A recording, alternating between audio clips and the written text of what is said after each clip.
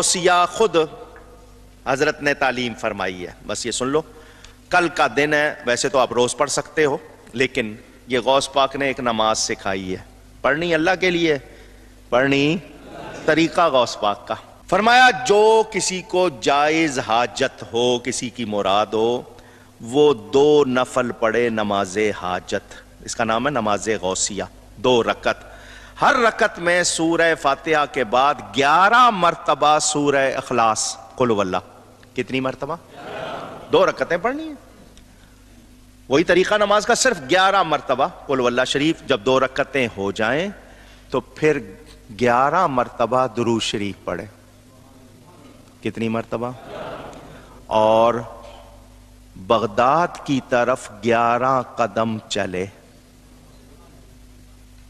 قبلے کے دائیں طرف بغداد. جہاں بھی گھر میں کہیں نماز پڑھو گے بالکل دائیں طرف, سیدھا آپ کا منہ مکے کی طرف, تھوڑا سا ترچھا کریں گے تو مدینے کی طرف, پورا دائیں طرف جائیں گے تو سمت بھی بتا دی آپ کو. 11 قدم چلے بغداد کی طرف, میرا نام پکارے, یا شیخ سید عبد القادر جیلانی شیئا للہ.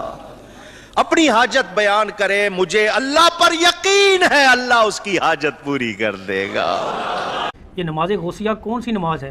اسے صلاۃ الاسرار بھی کہتے ہیں. قرآن و حدیث میں اس کا وجود کہاں ہے؟ قرآن و حدیث میں دور دور تک اس کا وجود کہیں بھی نہیں ہے. صحیح. یہ بزرگوں سے پوچھ پوچھ کے چیزیں لکھی گئی ہیں اور بزرگوں کے ماننے والوں نے آگے ٹرانسفر کی ہیں. اس کے نام سے یہ اندازہ لگا لیں, یعنی نماز غوثیہ.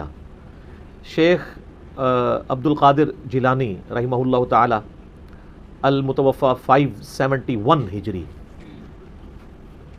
یہ ان کی طرف منسوب ایک نماز ہے. وہ کہتے ہیں تصوف کے اندر غوث ہوتے ہیں, قطب ہوتے ہیں, ابدال ہوتے ہیں, تو وہ شیخ عبد القادر جیلانی کے بارے میں ان کا عقیدہ ہے کہ یہ غوث ہیں. تو ان کی طرف ایک منسوب نماز ہے, اور یہ ایسا بھی نہیں کہ نماز انہوں نے تعلیم کی ہو, ان کے ماننے والوں نے ان کی طرف ایک نماز منسوب کر دی, جس طرح کرسچنز نے حضرت عیسیٰ علیہ السلام کی طرف کئی ایک چیزیں منسوب کر دی ہوئی ہیں. تو جس نماز کا نام ہی نماز غوثیہ ہو, یعنی نبی علیہ السلام کے 550 سال بعد ایک شخص آتا ہے اور اس کے نام کے ساتھ نماز منسوب ہے, تو میرے بھائی قرآن و سنت میں اس کا وجود کہاں سے ہوگا؟ اس کی پیدائش سے بھی 500 سال پہلے قرآن و سنت کنکلوڈ ہو کے الیوم اکملت لکم دینکم واتممت علیکم نعمتی ورضیت لکم الاسلام دینا, آج کے دن ہم نے تمہارا دین تمہارے لیے مکمل کر دیا, اپنی نعمت تم پر تمام کی, اور اسلام کو ایز اے ریلیجن تمہارے لیے پسند کیا. وہ تو کنکلوڈ ہو چکا ہوا تھا. تو ظاہر ہے کہ نماز صدیقیہ, نماز فاروقیہ, نماز عثمانیہ اور نماز علویہ بھی کوئی نہیں ہے, تو نماز غوثیہ کا تو پھر کوئی وجود ہی نہیں ہے. ٹھیک ہے, جو بندہ ہی 500 سال بعد آ رہا ہے اس کے ساتھ چیزیں منسوب کی ہیں. یہ وہی کتاب ہے بہجت الاسرار, ایک کتاب ہے. تو اسی میں وہ شیخ عبد القادر جیلانی کا وہ واقعہ بھی لکھا ہوا ہے, وہ لوٹا موو کرنے والا, جو ہمارا پچھلے دنوں کلپ بھی چڑھا ہوا ہے. تو اتنے مزے کا خیز ہیں کہ پھر ہم اس طرف چل پڑیں گے, اور کافی ایک عجیب و غریب واقعات لکھے ہوئے ہیں. یہ وہی کتاب ہے, اسی سے یہ صلاۃ الاسرار, بڑی یعنی رازوں والی نماز, صلاۃ الغوثیہ بھی کہتے ہیں. یہ شاہ عبداللہ محدث دہلوی صاحب بھی یہ نماز بیان کرتے رہے ہیں. میں اس نماز کا طریقہ آپ کو بتاتا ہوں, صرف چونکہ آپ لوگوں نے پوچھ لیا تو آپ اندازہ کریں کہ یہ نماز نہیں ہے, یہ تو شیطنت ہے. یہ نماز غوثیہ نہیں ہے, یہ نماز شیطانیہ ہے. ٹھیک ہے, یعنی شیطان نے ان کو تعلیم کی ہے کہ جس میں آپ غیر اللہ کو دخل دے دیتے ہیں. یہ ہمارا ریسرچ پیپر ہے نا, دعا صرف اللہ ہی سے, ریسرچ پیپر نمبر 3, اس میں نماز غوثیہ کا سنت طریقہ لکھا ہوا ہے. کہتے ہیں نا 11ویں شریف دینے کا سنت طریقہ. 11ویں شریف خود ہی بیچاری باہر ہے سنت سے, تو طریقہ کہاں سے سنت ہونا ہے؟ ٹھیک ہے نا. وہ پھر لکھا ہوتا ہے مزارات پہ حاضری کا سنت طریقہ. مزار تو ہوتے ہی نہیں تھے نبی الاسلام کے مبارک زمانے میں, قبریں تھیں. تو یہ بھی ہے جناب نماز غوثیہ کا سنت طریقہ, انورٹڈ کاماز میں سنیں. اس کے پیج نمبر 4 پہ میں نے نقل کیا ہے. یہ فضائل سنت میں بھی لکھا ہوا ہے الیاس قادری صاحب نے, اور بہار شریعت میں احمد بریلوی صاحب کے جو خلیفہ خاص ہیں مفتی امجد علی صاحب, بہار شریعت فقہ حنفی کی انسائکلوپیڈیا, اس میں نماز غوثیہ کا طریقہ نفلی نمازوں میں لکھا ہوا ہے. وہ کہتے ہیں جس طرح صلاۃ الحاجات, صلاۃ التسبیح, یہ سنت نمازیں ہیں. تہجد کی نماز, اشراق کی نماز, چاشت کی نماز, اس میں انہوں نے ساتھ یہ بھی لکھی ہے بزرگوں کی نماز بھی, اور اس کا طریقہ لکھا ہوا ہے. لکھتے ہیں کہ حاجت پوری ہونے کے لیے صلاۃ الاسرار بھی نہایت ہی مؤثر ہے. اسے نماز غوثیہ بھی کہتے ہیں. اس کی ترکیب یہ ہے کہ بعد از نماز مغرب سنت پڑھ کر 2 رکعت نفل پڑھے, اور بہتر یہ ہے کہ الحمد کے بعد ہر رکعت میں 11 بار کل شریف پڑھے, کیونکہ اس تو بعد شرک بہت بڑا کرنا ہے, تو پہلے ہی بڑی بڑی توحید دا جڑا سٹوریج کر لوے. ٹھیک ہے, زیادہ سی توحید اکٹھی کر لے انورٹڈ کاما میں. 11 بار قل هو اللہ احد پڑھے, سلام کے بعد اللہ کی حمد اور ثنا کرے, پھر نبی صلی اللہ علیہ وآلہ وسلم پر 11 بار درود و سلام عرض کرے, پھر عراق کی جانب 11 قدم چلے. یعنی پہلے قبلہ تھا خانہ کعبہ شریف, اب تھوڑا سا رائٹ پہ ہو جائے تو عراق کی طرف 11 قدم چلنے ہیں جی, کم زیادہ نہیں. تو اس کے مطلب یہ ہے کہ یہ نماز غوثیہ پڑھنے کے لیے آپ کو یہ چیک کرنا پڑے گا کہ آپ نے یہ 11ویں یا 12ویں صف میں جا کے پڑھنی ہے. پہلی صف میں تو پڑھ نہیں سکتے, کیونکہ آپ پھر عراق کی جانب تو قدم نہیں کر سکتے, کیونکہ عراق جو ہے وہ پاکستان, انڈیا, بنگلہ دیش سے کوئی 90 ڈگری پہ تو نہیں ہے خانہ کعبہ شریف کے. خانہ کعبہ شریف یوں ہے تو تھوڑا سا رائٹ کی طرف ٹلٹ کریں تو عراق آ جاتا ہے, 5 ڈگری تقریباً, ہاں اتنا ہی آلموسٹ. تو اس کا مطلب ہے کہ آپ کو اب 11 قدم چلنے ہیں تو سامنے کم سے کم 8-10 صفحے تو چاہیے, چھوٹے چھوٹے قدم بھی اگر چلائیں تو آپ کو, یعنی اس پہ ویسے اس کو ان کا طریقہ لکھنا چاہیے کہ مسجد کی 12ویں صف میں ادا کریں, یہ بھی ہونا چاہیے. دیکھو اسی تو پڑھ لکھے بندے ہیں نا, تو اسی تو اور چیزیں بھی دیکھیں گے نا. ایک بندہ نیت کر بیٹھے تو سلام کرے گا, اوہ ہوں 11 قدم کے لیے چلا, پھر انہوں پیچھے جا کے نہیں. تو اس میں میرا خیال ہے ہم بزرگوں کے ماننے والوں کو مشورہ کریں گے کہ یہ غوثیہ, نماز غوثیہ کا طریقہ آپ کے بزرگوں سے تھوڑا سا اس میں کمزوری رہ گئی. اس کی نماز غوثیہ کی سنتیں اور آداب میں ایک ادب اور ایڈ کر لیں کہ مسجد, ایسی مسجد میں جائیں جس کی کم از کم 11-12 صفحے ہوں, اس کی آخری صف میں. پھر سترہ بھی سامنے رکھنا پڑے گا, کیونکہ کوئی سامنے سے گزر نہ جائے. سترہ سامنے رکھیں یا کسی ستون کے پیچھے آپ پڑھیں, ہاں سین میں پڑھ لیں. پھر عراق کی جانب 11 قدم چلیں اور ہر قدم پر پڑھیں.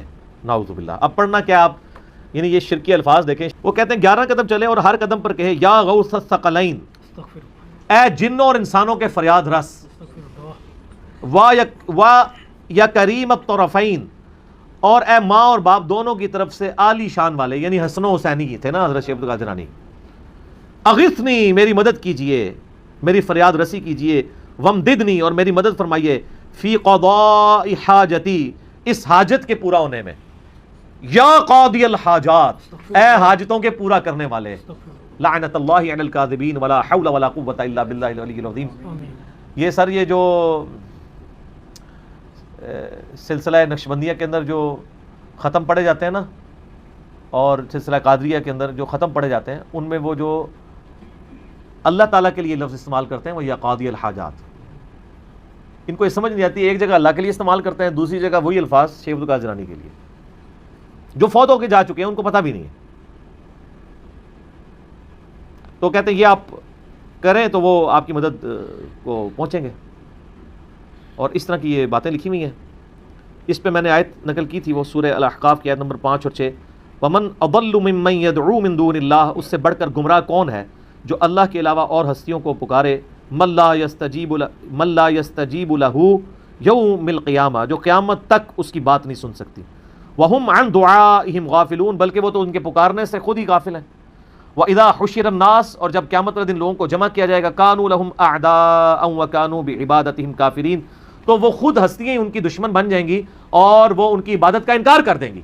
یعنی اتنا ڈر جائیں گی, اللہ سانو نہیں میں نے پکارا, پتہ نہیں کیوں پکارتے رہنے. سر اللہ کے سامنے کون کھڑا ہو سکتا ہے؟ تو اللہ کے علاوہ کسی کو آپ غائب میں مدد کے لیے دعا کے طور پہ نہیں پکار سکتے.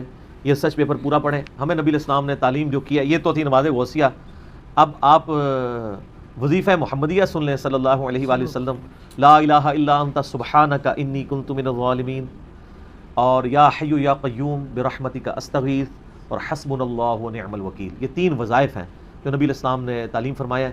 آیت کریمہ جو قرآن میں بھی آیا اور جامعہ ترمذی میں بھی ہے, اور یا حی یا قیوم برحمتک استغیث یہ جامعہ ترمذی میں بھی ہے, المستدرک للحاکم میں بھی ہے. حسبنا اللہ ونعم الوکیل یہ صحیح بخاری کے اندر موجود ہے. سورہ آل عمران میں بھی یہ الفاظ موجود ہیں. میرا یوٹیوب پہ ایک کلپ ہے, مور دین 1 ملین لوگ دیکھ چکے ہیں. مصیبت اور پریشانی سے بچنے کے 3 سنت وظائف, وہ یہی میں نے وظائف بتائے ہیں. باقی جسے شوق ہے تو وہ دیکھے. اور نماز غوثیہ جن لوگوں نے پڑھی ہوئی ہے, اللہ تعالیٰ ان کو معاف کرے, وہ توبہ کریں فوراً سے پہلے اور اللہ کی طرف رجوع لائیں. شیخ عبد القادر جیلانی نے کہیں یہ تعلیم نہیں فرمایا, بزرگوں نے لکھی ہیں. بزرگ اپنے اعمال کے خود جواب دیں, ہمارا کوئی بزرگوں کے ساتھ لینا دینا نہیں ہے. ہم اسی لیے کہتے ہیں جس طرح اتنے خداؤں کی جگہ ایک خدا کو مان لیں تو زندگی سکون میں آ جائے گی. اسی طریقے سے سارے بزرگوں سے اعلان برات کر کے ایک بزرگ امام اعظم سیدنا و مولانا محمد الرسول اللہ صلی اللہ علیہ وآلہ وسلم کو اپنا رہبر مان لیں تو ساری مصیبتوں سے جان چھوٹ جائے گی. ٹھیک ہوگا جی. اگر آپ نے اب نماز محمدی سیکھنی ہے نا تو وہ اس پہ ریسرچ پیپر نمبر 8 ہے میرا, اور مسئلہ 70A اور B دیکھ لیں. نبی علیہ السلام نے جو نماز سکھائی ہے اس میں تو اللہ ہی اللہ ہے. آپ دیکھ لیں نماز میں کوئی شرک نہیں ہے. یہ سارے نعرے نورے نماز کے باہر ہیں. نماز میں اول تا آخر اللہ ہی کی طرف متوجہ ہے. بے شک. نماز توحید, سراپا توحید ہے. ٹھیک ہوگا. ٹھیک ہے, جزاکم اللہ خیر.